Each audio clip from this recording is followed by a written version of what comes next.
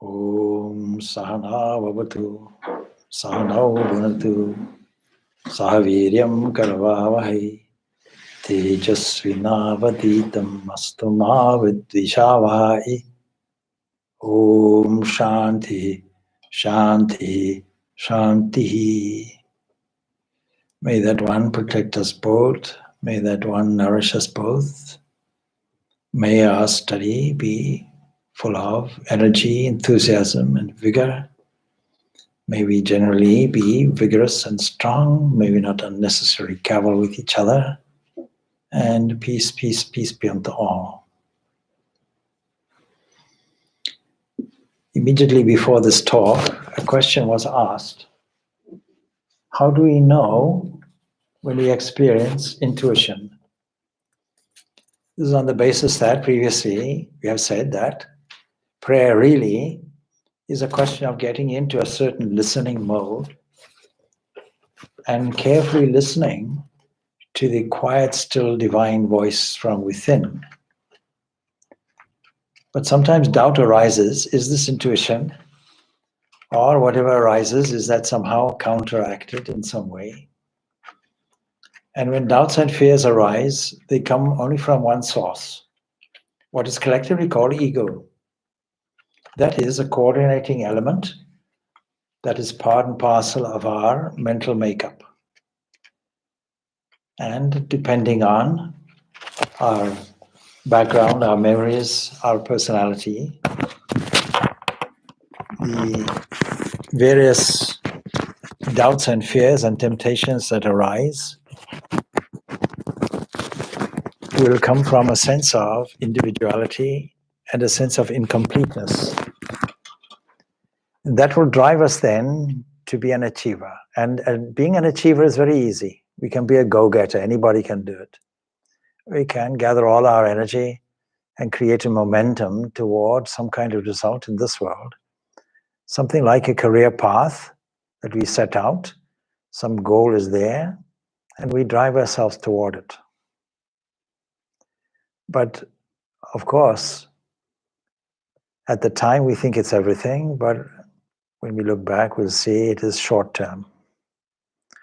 Any goal that we wanted to go after and accomplish was always just for a moment in time, until another idea forms, and we have to pursue that. But the difficulty is this sense of individuality. Now, a baby just born doesn't have that sense. That sense only develops a little later. And so instinctively, it goes toward suckling the mother. It goes toward recognizing the face of the mother, the smell of the mother. And it is completely helpless. It doesn't know that it is right to do anything or wrong to do anything. And it is completely confident that it will be absolutely 100% looked after, that the resources are there, never questioned. All of that comes later. Even as the child grows, by the age of 9, a child has a certain level of creativity. By the age of 18, that is 9 years away, much of that creativity is lost because modern education system has completely dissolved it or disintegrated it even. And so how to keep this pristine purity of mind, this innocence? First of all, we have to understand that the sense of individuality is really a sense that deprives us of this very listening faculty. And even on a communication level, there are 3 principles of communication. The first principle is listen. Second principle, listen. And the third principle is listen. The art of listening, even on a conversational level, is a skill not learned by many people. Whenever somebody is telling us something, We're only half listening and then formulating some kind of reply or response to what is being told. That's not really fully listening. And to listen properly, we need to be attentive. We need to have full attention, and we also need to have empathy. We have to know what the other person is trying to convey. We have to stand in the other person's shoes. It's not about agreeing with the other person. It's about seeing things from that point of view. Now, God made the world and saw that it was good. And the question is, how is it that we see it as difficult and bad? How is it that we have to struggle if we are being looked after, like a child is being looked after? If we are saying that the personal God is something like a father or mother, always looking after us, how is it that we doubt? How is it that we feel we have to struggle and become a goal-getter? How is it that we suffer from anxiety? How is it that we are assailed by the mind in a state of impurity? What happened in between? In between the baby state and the fully adult state, something must have come in. And yes, experience came in. And what was that experience? This egoistic tendency developed. This sense of individuality came in. And if we are to be in a listening mode, we have to put it to one side. If we have to listen to everything around us, it'll all be negative, negative, negative. We'll think that this world is a mess. We'll ignore the fact that the sun rises in the morning. We'll ignore the fact that the Earth's axis is tilted exactly in the right way so that we get adequate seasons. We'll ignore the fact that without our attending to it, breathing happens. Without squeezing anything, our heart pumps. And without going to a repair shop, all the cells of the body get repaired and renewed. We forget that much of this happens while we are unaware of it, in sleep. And we are mostly unaware of it anyway. So in moments of a concentrated stillness, where we encounter God, and we can only do this really through meditation, but what we are calling meditation generically will incorporate prayer and prayerfulness. It will incorporate contemplation. It will incorporate contemplation, and it will incorporate repetition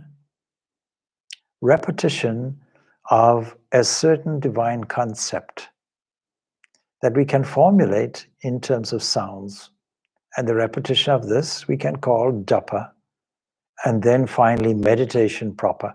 And all of this is uncovering various levels and layers of the mind.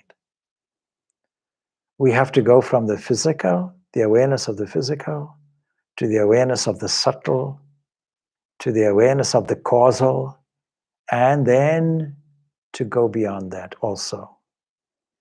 And so it is a step-by-step process. But at the very pinnacle is this listening. And when we listen, then we'll find God's voice. We will find God talking to us. In the biblical story of Moses, he is told, "Take off thy shoes, the ground on which you stand is holy ground." So, what is this holy ground? Every ground is holy ground. And I can repeat that because, you see, why is it holy ground? It's only holy ground because the place where God is standing must be holy ground. And there is no place where God is not standing. So where you are sitting, where you are present, where you are standing, where you are walking, whatever the physical ground is that you are located on, is sacred ground. If we take it that way, if we understand it to be like this. It's not a question, therefore, of spiritual life doing something and then expecting some kind of result, be it material, be it physical, be it psychological, be it spiritual. Every 5 minutes looking out the window, did God come? No. What a pity. Maybe tomorrow. I'll have a look out tomorrow. Looks out the window, nothing coming. This creates anxiety and not spirituality. This takes us far away from the present moment where God stands here and now. And so that entity is not only the ground or the source of all being, of all variations and manifestations, pouring out a grace everywhere, in every avenue, in every corner, through every activity, as energy. But you see what we do? We claim it for our own. And as long as we do that, then we are restricting this eternal flow of grace. And this grace is transforming. We can get anything from it. So we can see that in the Taittiriya Upanishad, this being is declared as pure existence. What do we mean by pure existence? We know what does not exist. But that is only because we do an analysis of it, scientific or otherwise. We come to a conclusion that there is no real existence in this. Despite all our gut instinct about it, tables, chairs, relationships, bodies, arguments, minds, doubts, temptations, fears, victories, joys, despite all of these observed emotions and reactions, and despite all the physical sensations, when you look at it properly, it's different. But who wants to look at it properly? If I look at it properly, it means I have to abandon my old habitual ways and my approaches to this world. But this world is only a relative reality. If one sense goes, the whole thing changes. If one sense is added, the whole thing changes. So the only thing that we know is through these avenues of the sense organs on the outermost portion of the skin, plus the mind, because without the mind, nothing of this makes any sense. And when we want to make sense of something, the mind supplements it and fills in an illusory gap. And there are many examples of this, of patterns and themes. For example, there's a picture or two pictures of a mountain divided. And when you look at some point, you'll see immediately that the one, although they start off as the same color, they look like different colors. It's as if the brain says, well, wait. This doesn't make any sense. I want to see it differently. And it superimposes something. And psychologists know very well the illusion of the brain. But that aside, there is the obvious question of birth, life, and death, not as a linear way, but as a circular way. That is the primary difference, really, between what we may think of as Eastern and Western thinking. You take, for example, the whole cosmos. It looks as if it is a linear process from a so-called Big Bang onwards, and ignoring the possibility that if there is a beginning at all, there must be an end, and there must be another beginning according to the cyclical way of thinking. You can't just have a full stop. And so many people are looking at these kinds of models, seeing the impossibility of something coming from zero. So we have to get used to, first of all, understanding that this existence that we take for granted is not really what is valued in the way we normally value it. Should we revalue it in some different way? And we should look for something that is truly existent, that doesn't change, that doesn't transform, that remains stable, that doesn't go anywhere, that doesn't come from anywhere, that simply resides as pure being itself. Logic will tell us it's there, and investigation will tell us it's there. Our gut will tell us something different. It'll tell us a different story. And that means we have to get away from the physical understanding of what is existence. But is there any better advantage in looking at it from a mental point of view or psychological point of view, a world of ideas? No, that is also coming and going. And there's still one particular observer.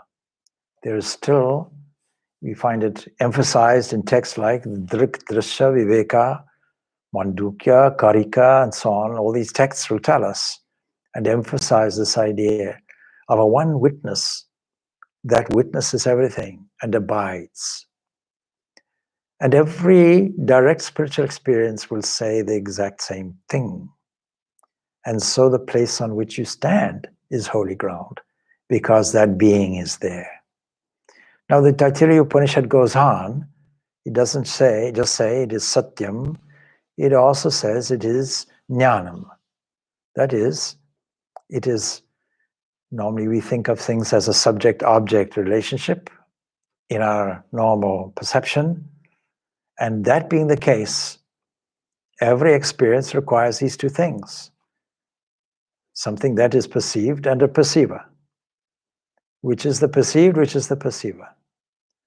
And the one that knows it. So jnanam, this knowledge itself. When you know something, then there have to be at least three things involved. And knower has to be involved. The process of knowledge has to be involved, and that which is known has to be involved. And so this entity is described as jnanam, or pure consciousness, chittam. Pure consciousness, pure knowledge. In other words, the subject-object relationship does not belong in the knower's quarter. It belongs in the seer and the seen relationship. So there's a changeless, eternal, partless property, which is an absolute existence, and not only absolute existence, but is also a knower. And then it is an anantam. Anantam, it is eternal, it is infinite. Can you grasp what is infinite? Not really. But we can put it in a mathematical way. Supposing you have a formula that says the infinite less 1 minus 1 equals what? Infinite. You see that peace prayer? Purnamada Purnamidam Purnat Purnamadachate Purnasya Purnamadaya Purnameva Vashishyate. This is full, that is full. You can't take fullness away from fullness. You can't take infinity away from infinity. You cannot add to it. If you make a second equation and you say infinity minus 2, what will it equal? Infinity. Even if you combine this and say infinity minus 1 equals infinity minus 2, and what will you get? Infinity, that's all. So it's a difficult concept. And this term infinity, of course, is used in different contexts, in many different places. But really it means a thing that never ends, that truly never ends. Not something that seems to never end. When you look out to the universe, it seems to never end. And so in that sense, we can also call that infinite. But that's not what we mean. In this definition of what is this ground of all beings, it is existence itself. It is a reality itself, not a relative reality. And it is jnanam, and it is anantam. It is eternal.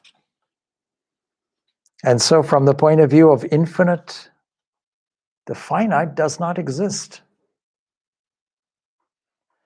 And so when we are busy praying, or when we are tuned to this pure being, or when we acknowledge that the ground on which we stand is holy ground, and the presence, the infinite presence is here and is now, then whatever comes to our mind will have an infinite result with that understanding. So wherever you are at the moment, that is your holy ground. Whatever job you're occupying, that is holy ground. And so that gives us an opportunity to relax and allow the divine to reveal its plan for us. All anxiety goes when we do that. We don't live for what is there tomorrow. Don't worry about tomorrow. Divine plan is there to look after it. This doesn't equate to laziness, but it's a different side of effort. If we say that effort is a struggle to get something, this approach says, no, let me make every effort an expression. Let me understand with a certain tuning to the infinite that it is pouring its goodness and grace through me and through all the avenues. And then if you ask a person like that, why do you exist? What is your purpose? Then the person will say, to reveal the glory of the divine. That's all. To express this flow outward. That's all. That's all it is. It's not me that is seeing. It is the divine that is seeing through these eyes and through every eyes and is unfolding its own plan in its own time at its own pace. Let us then think that that divine is working out its plan on earth, that we are here only to show forth the glory of this divine mother-father figure. And so it's not going to be limited, it's not going to be confined, because that entity is infinite. And so because that entity is infinite, it manifests itself infinitely. It's only our meanness of mind, our egoistic attitude, our sense of individuality that I have to struggle, or a doubting attitude. That stops it. That stops its pouring process. And it is wrong because it has nothing to do with us. It is this divine energy, this divine grace that is flowing happily everywhere. And we have no right to interfere with it and say, let me change its course, because that would result in failure. We are all given a certain task, a certain role, a certain instrumental value in this world. Something like a play, and we have to play our role. We cannot play somebody else's role. It won't work. We have to be happy with the role that is designated to us, not because it's a role or aligned to our sense of individuality or functionality, but because it is an open channel for pouring. It is a thing that assists the pouring process. There we play, here we play our part that is assigned to us, therefore. And if we interfere with this divine plan, then when we let go the little I and we decide where it should function, that works out. Instead of being dissatisfied, we replace it with being satisfied to let this divinity determine where you will go tomorrow. Where will you go this next second? If you're swimming, is it much easier to let go and allow and float and allow the current to take you, or to struggle desperately in a state of panic? You'll probably drown. You can see people who are not accustomed to swimming or get involved in a current that is beyond their capacity to overcome it. They're not strong enough. And you'll see panic starting to set in. It's on their face. It's there in their limbs, flailing. And a lifeguard from sitting on the shore will notice, is trained to notice immediately when somebody's in trouble. It's not just playful splashing that is taking place. And there may be some cries for help, and there may be temporary drowning and resurfacing and so on. And the lifeguard will have to go. But here's an interesting thing. When the lifeguard gets there, the life God then has to pacify the person and say, surrender to me. I will simply do the swimming for you. What happens if we do that? So nothing will bring forth such an abundant sense of life as the realization of our own self-completeness, to God. Understanding that that, in fact, is our own true nature, and that it is not the self-completion of a Jane or a John or a Basil or a Supta or anybody else, mentioning names randomly, of course. The self-completeness in God is made manifest. How? Is made manifest as the harmony and abundance of all these people that we are mentioning and more. That's a shift in our understanding. And so the wisdom of this divine manifests and expresses through every person who will permit it to operate in his experience by recognizing this sense of oneness with this infinite invisible. And there's the key. I am that pure being. And when that sinks in, when that is registered, not only do we hear the voice of God intimately, but we are one with it. And that's the key. A nearness becomes a oneness. And then that is then the expressive entity. And so two avenues are there, two shifting things are there which can be used. One is when the working is taking place, to resign your personal involvement and say, this is the divine working through all these limbs. And I trust that implicitly because it is unfolding the divine plan through these. And it can only know how to do it. I have no way of knowing how to do it as an individual. And then to understand that I get this feeling, I get this sense of instrumentality because I was there aligned to it and understood my oneness with it. If, however, this sense of oneness is not there and our egotism comes up, and if we believe that our success is dependent on our own effort or is a result of our own personal struggles and qualities and skills and all of these things, then we may find that success is empty. In going within to the interior, we don't turn to our own spirituality or our own goodness or our own strength or our own knowledge. We're tuning in to that cosmic entity. We're tuning in to that one being, that one ability, that one entity that manifests and expresses through. And we are happy to understand or to go along with whatever direction it takes. You see how Jesus puts the self-surrender. The lilies of the field. You see, they don't have to pray for anything. Right now in the garden, we have flaming red lilies, the most beautiful you can see, growing in the garden. They didn't require any instruction. Not one of them read a manual. And most of the manuals should be in Japanese, I think, or some other language. Not one of them learned a different language to understand. How is it to grow? Is it my own self-effort? Well, that mitigates the very word growth, because growth means an unfoldment and manifestation by itself from a seed. And it develops by itself effortlessly. And there's a knowledge within it. It knows where the sun is. It knows how to absorb water and nutrients from the soil.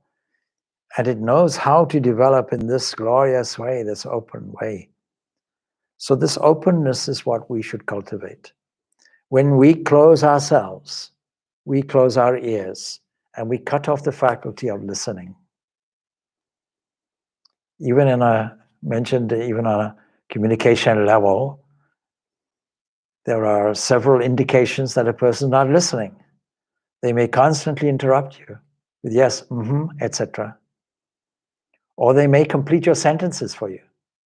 You may say, I was at the airport and I met your relatives.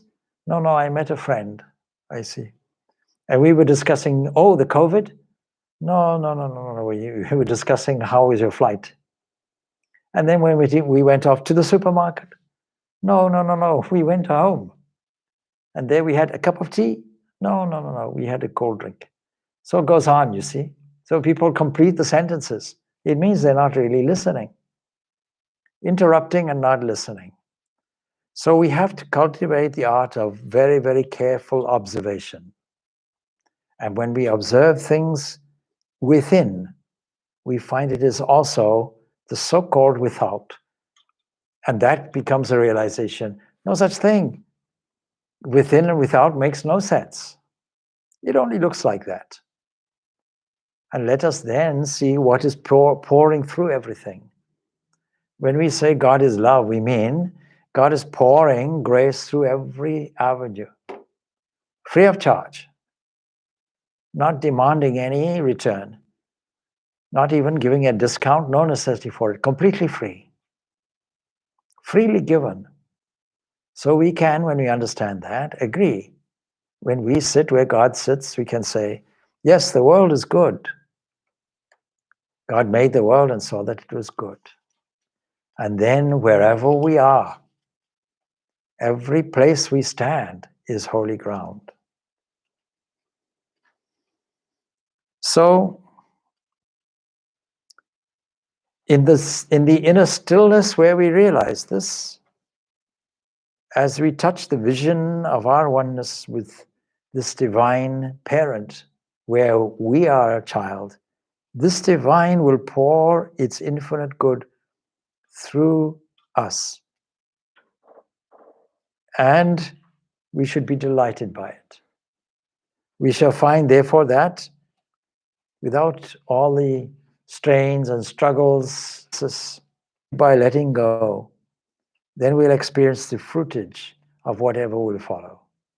Seek ye first the kingdom of heaven. Other things will be added unto thee. Abundance will come to us unasked. And each one of us has some kind of work to do today and will have some kind of work to do tomorrow. And if we do that work today without concern for tomorrow, in the realization that God, through the invisible divinity or divine nature of our own being, is ever pouring its essence through time, through space, through direction, through events, unfolding its plan. And we can't know its plan, but we can just be recipients of its direction. And when that happens, its activity can never be impaired or stopped. It can never be impeded. It can never be delayed or hindered, because God has a way of wiping away every obstacle in our way, every obstruction, so-called obstruction. Just like water, when it flows, will find its easy way around an obstacle. It won't wait and get stuck. I can never get over this. And we have the equipment for it. Instead of charging into an obstacle headlong and hurting our heads, find a way around it. Find the easiest route and understand there's a pouring process that is going on. This is our version of evolution, an unfolding, a manifesting. It is not that it is purposeless. It is not that it is random. It is not that it is a mystery. It is not that it is a puzzle about how speciation takes place or how variety takes place. No, water pours and will take in its different forms in overcoming the obstacles. That's all that happens. So when that movement comes, what we call energy, we can also call it God force. When that happens, it will thrust us into expression. Just as, for sure, the unborn child comes forth at its right time. Let it happen in God's own time, at his own pace. No anxiety, no looking out the window. When is the kingdom of heaven coming? When is the king coming? You see how annoying a child is when it's traveling in a car. Are we there yet? Are we there yet? See? No, we'll be there. The adult driver knows and is sure that it'll arrive. And even if you have a mechanism, a kind of sat-nav, you'll see an estimated time, an estimated arrival time, all things being equal, according to your speed and other things. So there's no anxiety when you know, when you're confident that things are working well and will unfold well and will manifest and be poured everywhere. No need for anxiety. Living in the present, that is the ground on which you stand, is holy ground. And the governance of the whole thing is not on your shoulders. It's on that Supreme Being's shoulders. And as we listen to that I that is deep within our own being, we are led of the Spirit by listening.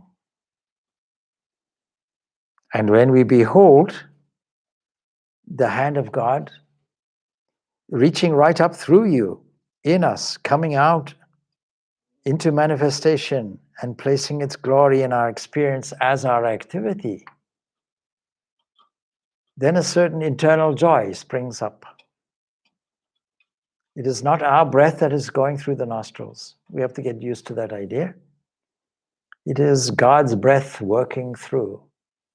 It is not our hand that moves. It is the hand of God. And the hand of God does not withhold anything. It doesn't raise its hand to punish anybody. And it has no limit. That means the world is yours. Whatever you want, it's your inheritance. Step by step, the infinite divine will lead us from one activity to another, and it may be different from day to day and from moment to moment. And it is that divine that can make of us anything it chooses. It can mold us in any way. We have to be receptive to it and take delight in it. It has no favorite occupations. It has no favorite persons. Every activity is equal. Every person is equal. Every avenue is equal, because one thing is pouring through. And life is grace, or life by grace, we should say, is lived with the understanding that tomorrow is none of our business. It all belongs to God. We have no idea what will take place, but we know it will be good because of our understanding. And because we have more, then more is expected of us. Those who have less, less is expected of us, but nothing is given to us beyond our capacity. Why would it be? So we have to be reborn in a certain spiritual awareness of the infinite nature of our own being, this infinite invisible. And we are already self-complete. We don't have to achieve it. We have to understand our fullness, which is already there, pouring graciously everywhere. And so we can pour out our gifts of this Spirit to others. And in doing that, they will catch a light with the idea. You can't avoid it. We don't seek these multitudes, they come to us. We don't seek anything, things come to us. Unasked, new opportunities come. Unasked, new people and places come. Unasked, greater opportunities for the overall come, because this is our role in life, to fit in with the overall plan which is unfolding at every moment in time. This is really a question of something that is called the practicing the presence of God in the now. Because as soon as we feel that now, all our stress and anxiety goes away. I may have said before, but there's some people who may come here or may come to me with a lot of stress and difficulty. I get them to do a small exercise. Please go outside, walk through this door and sit on the chair. What did you do? Well, I came through the door as instructed. I walked several paces, maybe 3-4 paces, and I sat on the chair. All right. Now sit quiet. Now imagine somebody looking exactly like you, named exactly after you, having all the mannerisms and characteristics of what you think you are. Imagine now that that is walking, and that is sitting on the chair, that is taking several paces, that is moving arms and legs. You're not involved, and sitting there. That very exercise, followed by, how do you feel now? Oh, I feel somehow calm. Why is that? It's because I detached from a situation, from an identity of a struggling individual with expectations, not understanding that the thing I want really, that is the source and ground of all being, is right here where I sit. It's not to get.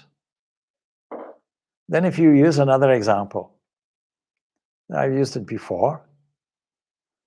Supposing some dignitary is visiting your country, and supposing on account of that, your key city, you have a cleanup. All the roads become clean. All the graffiti on the walls is covered over and whitewashed. All the beggars are hid away for the time being. All the flags are flying. The dignitary arrives at the airport. A royal red carpet is rolled out. And the person does a military inspection of all the assembled soldiers, goes off in a limousine, and looks at the beautiful, clean city. The city is clean. Now, to somebody who doesn't know anything about the royal visit, but knows some royal personages is either about to come, is expected, or is already here, they won't know the difference. Everything is clean, everything is tidy, spick and span, flags are flying. Has this royal entity arrived already and is staying here? Or do we expect him tomorrow? See, in both cases, everything is clean. In both cases, everything is prepared for a royal reception. So it's not that the royal personage is about to come or is to come in the future. No, here and now. For that reason, we keep everything clean. Once the personage has come, we don't make everything dirty. We don't bring the flags down. We don't put the graffiti back. We keep the place clean. Why should we endeavor to do any spiritual practice? Why should we endeavor to do this tuning? Because we have to realize that this royal personage is here and is now. And where we stand is the ground of our being. And the presence of that is here and is now. Is not to come. And then we have to have a certain generosity of spirit then that goes with it. A certain giving attitude. If the royal personage is here, then surely everything belongs to that entity. We should give everything. We can't call it renunciation. We can't call it philanthropy. We'll simply say, oh, it's yours already. So there's a story that Rabindranath Tagore tells. A beggar, he's gathered some beggings of the day and he put them in a handkerchief and they contain small particles of rice. And he sees a royal procession is coming along the street. And he thinks, if I get in the front, then the king may notice me and give me a gift. And then all my beggar days are over. I'll be rich. And so he prominently works his way to the front of the queue and waves nicely, catches the eye of the king, and the king descends from the chariot. And the beggar thinks, my good fortune has arrived. And the king looks at him and he says, "O subject, I am the king." "Yes, I know that." Then the king says, "What will you give me?"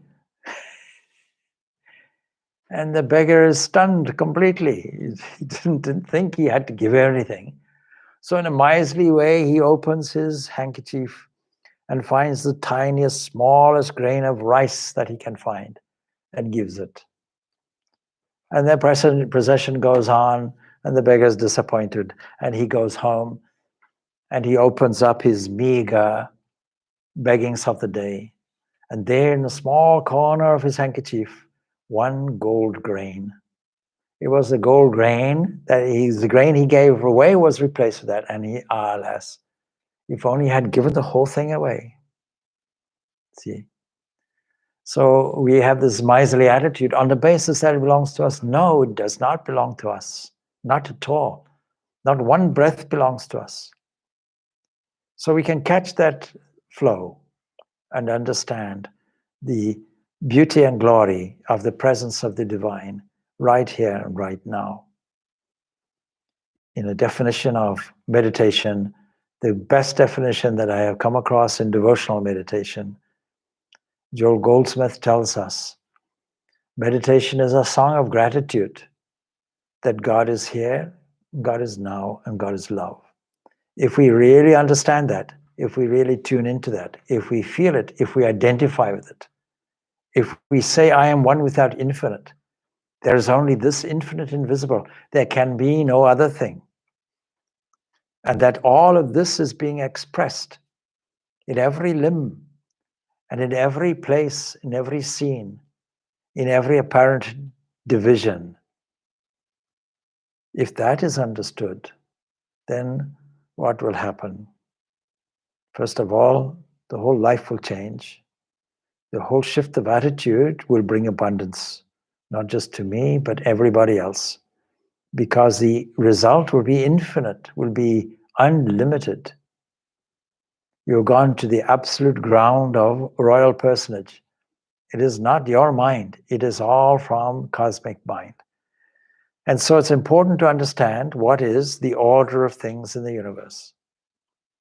Beginning with the things which are physical. These are the crudest expression of this manifestation. And all the senses that catch it. And then the subtle world of energies that are mobilized through thinking. And why are they mobilized through thinking?